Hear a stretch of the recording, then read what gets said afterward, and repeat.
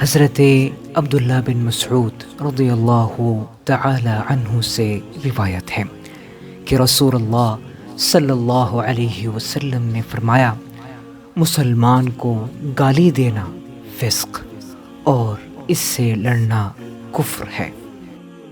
اس حدیث سے ثابت ہوا کہ آپس میں گالی گلوچ اور لعن طعن ایک مسلمان کے شایع شان نہیں، نیز ایک دوسرے کی ناحق گردنیں مارنے سے ایمان خطرے میں پڑ سکتا ہے۔